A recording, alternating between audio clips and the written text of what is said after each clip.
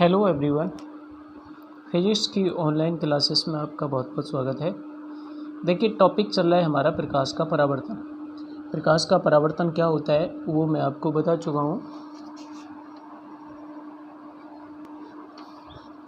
प्रकाश का परावर्तन क्या होता है, परावर्तन के नियम क्या हैं, परावर्तन में कौन कौन सी भौतिक राशि चेंज होती है, कौन कौन सी चेंज नहीं होती। जैसे मैंने आपको कल बताया था कि कौन कौन सी राशि चेंज होती है, मैं यहाँ पर थोड़ा सा बता देता हूँ दोबारा से। जैसे वेग बदल जाता है, आवृत्ति नहीं बदलती, ठीक है ना।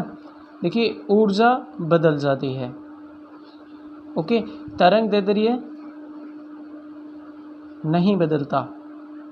देखिए, ऊर्जा कैसे बदलती है मैं ज़रा इसको समझा दूँ। देखिए, प्रकाश के परावर्तन में एक्चुअली में क्या होता है कि जिस सतह पर आपतित होता है, तो जैसे ये सतह आपतित, इस सतह पर आपतित हो रहा है, तो मैंने कल आपको एक चीज़ और समझाई थी कि परावर्तक हमारा पारदर्शी माध्यम की सतह से भी हो सकता है। जैसे वायु से प्रकाश की किरण जल पर आपतित होती है या जल से कांच में आपतित होती है, तो कांच की सतह से कुछ प्रकाश उससे पार निकल जाता है, जिसे हम प्रकाश का अपवर्तन के रूप में पढ़ेंगे, और कुछ भाग उसका हिस्सा लौट करके भी चला जाता है। तो लौटने में संपूर्ण नहीं जाता है, और संपूर्ण नहीं जाता तो ऊर्जा भी संपूर्ण नहीं मिलेगी परावर्तित जो होगी। तो ये कुछ इस सतह के द्वारा अवशोषित कर लिया जाएगा, इस सतह से कुछ इधर भी निकल जाएगा। तो ये हमारा परावर्तित भाग जो होगा, इसकी ऊर्जा आपतित प्रकाश की ऊर्जा के बराबर नहीं होगी, क्योंकि कुछ ऊर्जा का, कुछ आपतित ऊर्जा है ना, उसका कुछ भाग अवशोषित कर लिया जाएगा, या इसका कुछ भाग आपका इससे पार निकल जाएगा, जो अपवर्तन के रूप में भी हम पढ़ ले रहे हैं, ठीक है। तो ऊर्जा यूँ बदल जाती है, बट आवृत्ति नहीं बदलती, तरंग दैर्ध्य नहीं बदलता, वेग का परिमाण नहीं बदलता, लेकिन वेग की दिशा बदल जाती है, इसलिए हमने ये बताई थी परिवर्तित हो जाती है, ठीक है ना।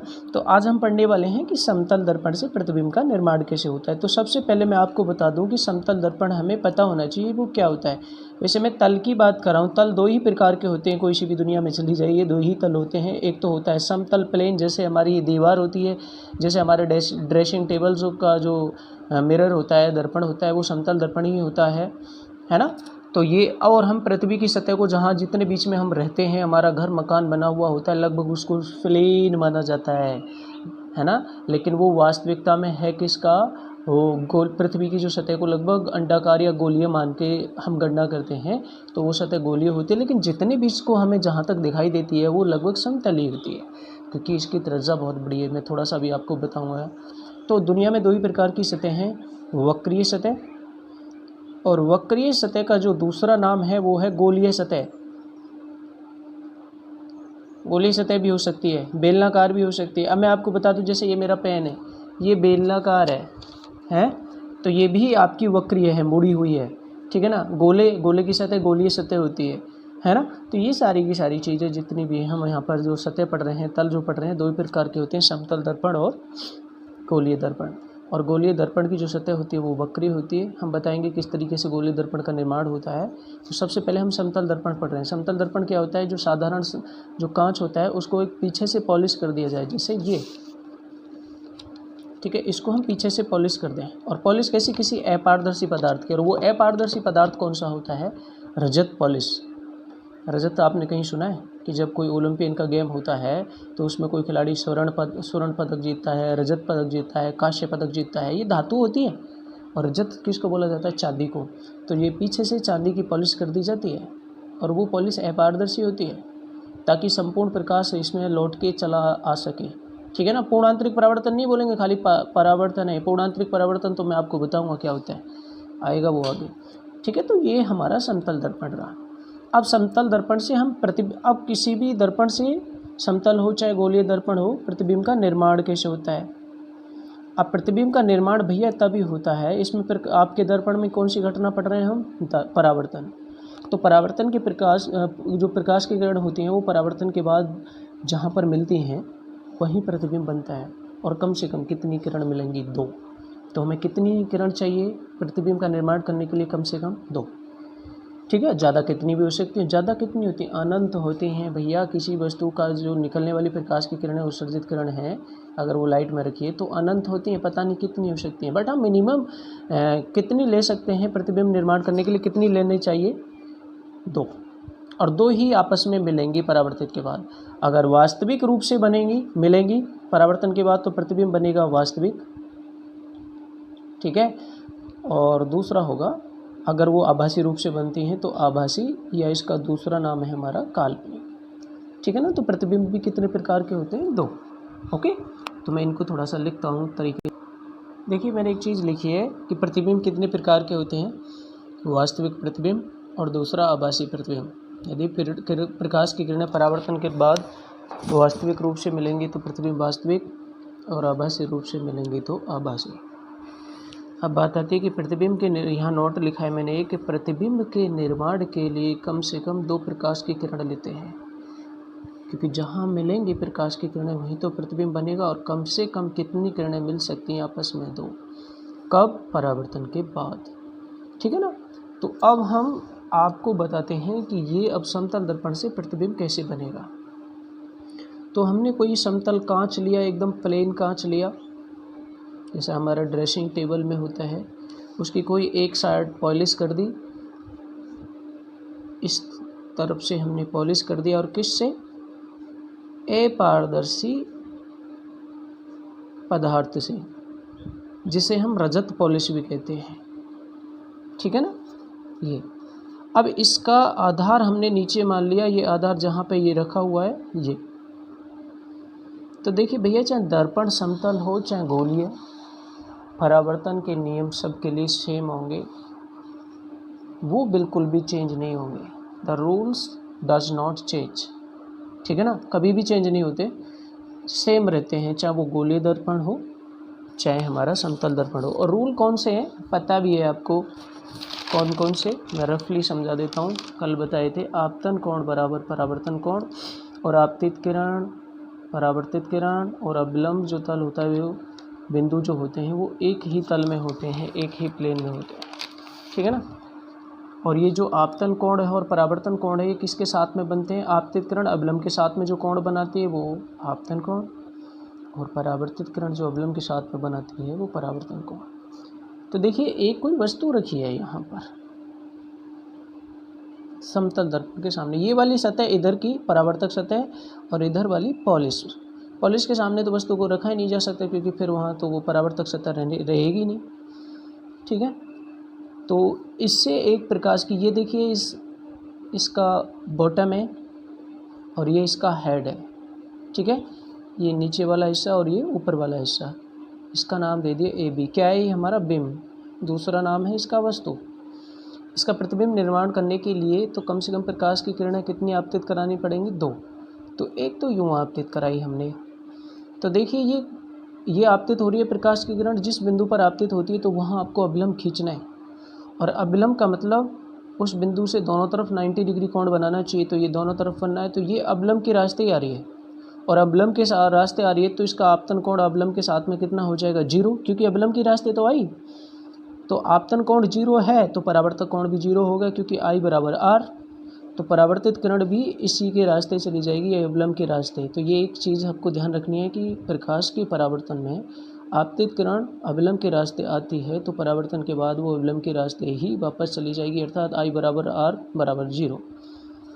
दूसरी प्रकाश की किरण इसके बॉटम यानी कि इसकी यहाँ पर आपतित करा देते हैं, बेस पर, आधार पर। तो ये इसके लिए अवलंब बिंदु कौन सा बनेगा? यही होगा। और इस पर अवलंब कौन सा होगा? ये, क्योंकि ये 90 डिग्री ये कंप्लीट ये बन रहा है।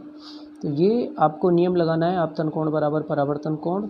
तो परावर्तित किरण कैसे जाएगी? जितना कोण आपतन है अवलंब के साथ इसके साथ, उतने कोण ये हो जाएगी, ऐसे चली जाएगी। अच्छा, पहली परावर्तित किरण ये रही और दूसरी परावर्तित किरण ये रही। ओके, ये आपस में कहीं नहीं मिलेंगी क्योंकि दूर जा रही हैं, वास्तविक रूप से तो कहीं नहीं मिलेंगी, ठीक है। इनको आभासी रूप से पीछे हटाइए, और आभासी रूप से जहाँ मिलेंगी वहीं पर प्रतिबिंब का निर्माण होगा। कैसा बनेगा? सीधा, क्योंकि ये कहाँ से आ रही हैं? हेड से आ रही हैं, ऊपर वाली ऊपर ही तो मिली वह आभासी रूप से। तो ये आपका प्रतिबिंब हो गया A', B'।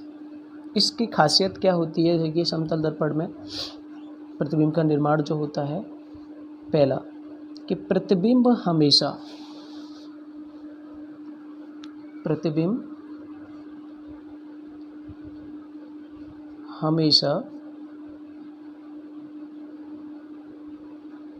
कैसा बनेगा? आभासी बनेगा। दूसरी बात सीधा है, देखिए आभासी है तो सीधा ज़रूर बनेगा, सीधा बनेगा और वस्तु के बराबर बनेगा। ठीक है ना। वस्तु के बराबर कैसे बनता है इसको हम देख सकते हैं मैथमेटिकली, इसको प्रूव करके देख सकते हैं। ये मैं आपको बताऊंगा, अभी जस्ट बताने वाला हूँ। वैसे मैं चलो बता ही देता हूँ। देखिए हम ये चीज़ देखने वाले हैं कि समतल दर्पण में प्रतिबिंब वस्तु के बराबर कैसे बनता है और उस समान दूरी पर कैसे बनता है। तो देखिए ये हमारी वस्तु हुई ए बी, इसके हेड से यानी कि बी पॉइंट से दो प्रकाश की किरण आपतित कराई। पहली ये रही और दूसरी ये रही। तो ये आपतित हुई इस बिंदु पर, अवलंब खींचेंगे उसी बिंदु पर, तो ये आपतन कोण बराबर परावर्तन कोण, तो ये कोण आपस में दोनों बराबर होंगे। ठीक है ना, ये वाला और ये वाला। ठीक है ना, इसका नाम दे देता हूँ मैं, कोई भी नाम दे दीजिए। ये ए है तो ये भी ए होने वाला है, क्योंकि आपतन कोण बराबर परावर्तक कोण। और ये कितना बचा? 90 माइनस ए। और ये भी कितना बचा? 90 माइनस ए। क्यों? क्योंकि ये कंप्लीट कितना है? 90। ये तो नॉर्मल सी बात है। इसमें ये कोण आप बी मान सकते हो। दूसरी आपतित किरण ये रही, इस बिंदु पर आपतित हुई, तो इस पर भी अवलंब खींचेंगे, तो ये इसके लिए आपतन कोण बनेगा। और इसको मान लिया मैंने बी, और इसकी ये परावर्तित हिस्सा ये रहा, यानी कि परावर्तित किरण। तो ये आपकी जो कोण बनेगा ये भी बी होगा, क्योंकि आपतन कोण बराबर परावर्तन कोण। और ये भी आपस में बराबर होंगे 90 माइनस बी, और ये भी 90 माइनस बी। तो ये देख रहे हैं आप, वास्तविक में आगे कहीं नहीं मिलेंगी। अब आगे नहीं कहीं मिलेंगी तो आप इनको पीछे हटाइए, काल्पनिक आप डॉट डॉट डॉट डॉट करके इनको, और इसको भी हटाइए। बिल्कुल मिलेंगे, और जहाँ मिलेंगे वहीं पर प्रतिबिंब बनेगा। जैसे ये समझ लीजिए कि समतल दर्पण के ऊपर आप खड़े हैं, और खड़े हैं तो आपका प्रतिबिंब बना, ये पैर से पैर मिले, और ये ऊपर आपका हेड है तो ये भी हेड रहेगा।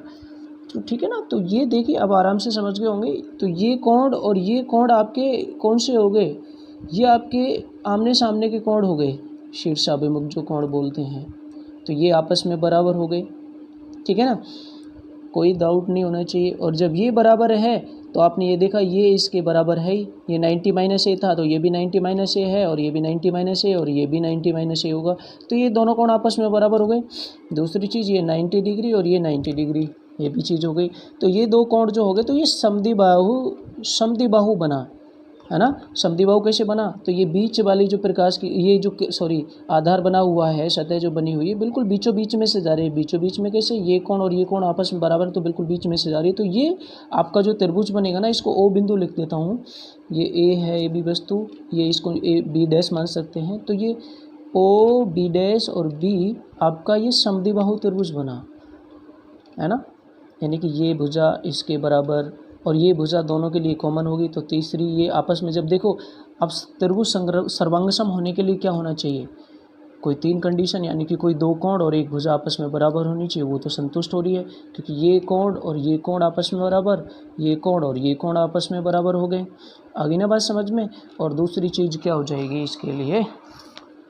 ये भुजा आपस में बराबर हो जाएगी तीसरी। तो ये क्या हो गया? सर्वांगसम। और सर्वांगसम का मतलब है ये भुजा, ये भुजा, ये भुजा, यानी कि ये भी और ये भी, ये दोनों त्रिभुज सर्वांगसम हो गए। कौन से? ओ ए बी और ओ ए बी डैश और ओ ए बी। तो आप यहाँ से निकाल सकते हैं ये बराबर ये, तो बिल्कुल बराबर बनती है। तो यही चीज़ मैं आपको समझा रहा था यहाँ पर, है ना। वस्तु के बराबर बनता है। और दूसरे पॉइंट में लिख देते हैं, इस प्रतिबिंब ये वाला और वस्तु दोनों दर्पण से समान दूरी पर होती हैं। अगर ये दूरी 1 मीटर है तो ये भी 1 मीटर, तो दोनों के बीच की दूरी दोगुनी हो जाएगी। दोनों दर्पण से समान दूरी पर होते हैं।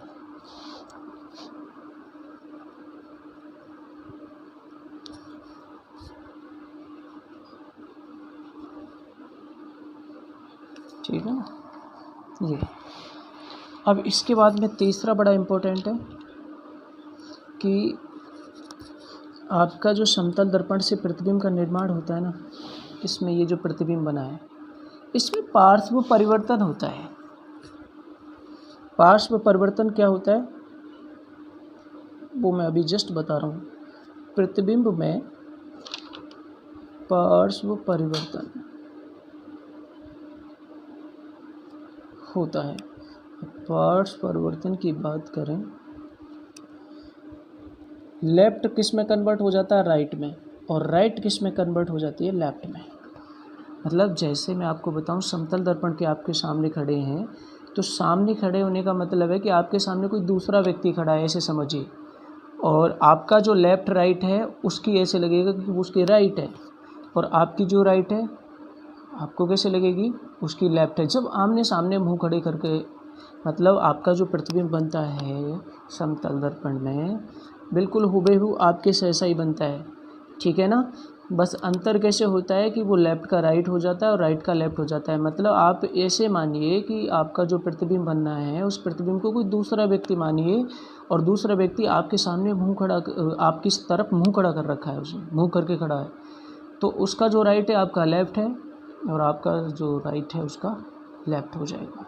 तो ये सारी की सारी चीज़ें हमें यहाँ पर ध्यान रखनी है, इसी को पार्श्व परिवर्तन बोलते हैं। चौथी चीज़ क्या होती है कि इनमें जो आपेक्षिक, यदि आपका जो, मैं लिखूँगा नहीं समझा दूँगा, यदि आपका बिंब यानी कि वस्तु दर्पण की ओर जितने वेग से चलेगा तो उतने वेग से आपका प्रतिबिंब भी उसकी ओर ही आएगा, एक दूसरे के विपरीत। यानी कि बिंब आपका ऐसे इधर चलेगा तो प्रतिबिंब भी इधर ही चलेगा। अगर ये यू वेग से चल रहा है तो ये भी यू वेग से चलेगा, बट दिशा दोनों की अपोजिट है, तो इनका दोनों का अपेक्षिक वेग क्या हो जाएगा, घटेगा। देखो ये दिशा प्लस मान सकते हैं तो ये दिशा माइनस, अगर ये यू वेग है तो ये आपका माइनस का यू वेग हो जाएगा, क्योंकि दिशा अपोजिट है, वेग सदिश राशि होती है ना। तो अब इन दोनों का अपेक्षिक वेग निकालेंगे तो घटेगा, तो इसमें से u माइनस इसको घटाएंगे माइनस u को, तो कितना हो जाएगा, माइनस माइनस प्लस यानी कि 2u, तो अपेक्षित वेग डबल हो जाएगा। सपोज दैट ये प्रतिबिंब इस दर्पण से दूर जा रहा है u वेग से, तो ये भी u वेग से दूर ही जाएगा, ठीक है। ये दिशा प्लस है तो ये दिशा क्या हो जाएगी, माइनस की हो जाएगी। अभी भी आपका अपेक्षिक वेग दोगुना ही हो जाएगा u का, क्योंकि घटा के निकाल लीजिए, ये आपका माइनस u है और माइनस u में से प्लस u घटाएंगे तो माइनस 2u हो जाएगा। तो ये चीज़ ध्यान रखना। तीसरी चीज़ क्या होती है कि किसी वस्तु का कंप्लीट प्रतिबिंब देखने के लिए समतल दर्पण की ऊंचाई कितनी होनी चाहिए, वस्तु की ऊंचाई की आधी। ध्यान से सुनना, यदि किसी वस्तु की ऊंचाई या लंबाई 2 मीटर है और उसको अपना पूरा प्रतिबिंब समतल दर्पण में देखना है तो कम से कम कितना आकार आपको लेना पड़ेगा, दर्पण का आधा, वस्तु के आकार का आधा, और वो कितना हो जाएगा, 1 मीटर। तो ये चीज़ मुझे ध्यान रखनी है। एक तीसरी बहुत इंपॉर्टेंट चीज़ कि हम ये देखेंगे कि समतल दर्पण में जो प्रतिबिंब है क्या पर्दे पर प्राप्त किया जा सकता है, नहीं, कि पर्दे पर तो जब भी मिलेगा, अभी पर्दा इसके पीछे थोड़ी लगाया जाएगा, दर्पण में पीछे घुस के कौन लगा सकता है पर्दा, नहीं ना, तो इसमें पर्दा लगा ही नहीं सकते इसके लिए, तो भैया ये पर्दे पर प्राप्त नहीं किया जा सकता। और सीधी सी बात होगी कि आभासी प्रतिबिंब कभी पर्दे पर प्राप्त नहीं हो सकता, बट वास्तविक प्रतिबिंब जो होता है वो पर्दे पर प्राप्त होता है। और वास्तविक कैसे प्राप्त होगा मैं आपको बताऊंगा जब आपको गोलीय दर्पण से प्रतिबिंब का निर्माण बताऊंगा। तो ये हमें समतल दर्पण वाली जो कहानी थी जो मैंने बताई है वो आपको अच्छी तरीके से ध्यान रखनी है। ओके, अब बात करते हैं हम कि समतल दर्पण की फोकस दूरी क्या होती है। छोटा सा क्वेश्चन आपको मिल जाए, ठीक है ना। समतल दर्पण की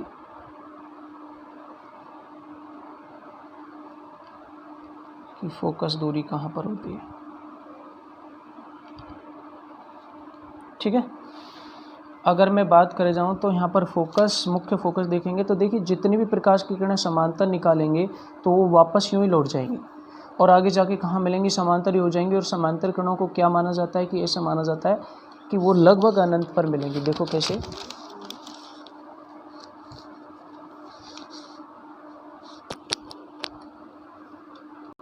देखो मैं क्या बताना चाह रहा हूँ कि जैसे ये समतल दर्पण है, और प्रकाश की किरण ऐसे समांतर आ रही हैं, तो ये अवलंब के रास्ते आ रही हैं, तो परावर्तित होकर के यूँ जाएंगी, तो कहाँ मिलेंगी वास्तविक रूप से और आभासी रूप से? आभासी रूप से मिले जाएँ तो भी ये अनंत की ओर जाएंगी, और वास्तविक देखा जाए तो भी अनंत जाएंगी। तो ये इसकी जो फोकस है, मुख्य फोकस, वो भी अनंत पे माना जाएगा, और फोकस दूरी भी इसके लिए क्या मानी जाएगी? अनंत मानी जाएगी। दूसरी चीज़ कि ये कहीं से वक्र लेता है, समतल दर्पण वक्र होता है कहीं से, जो हाँ जहाँ तक हम देखते नहीं होता, और नहीं होता तो इसकी वक्रता त्रिज्या भी क्या होगी? अनंत। क्या होगी? अनंत। ठीक है ना, तो ये चीज़ ध्यान रखना। तो समतल दर्पण के लिए फोकस दूरी f और जो वक्रता त्रिज्या होती है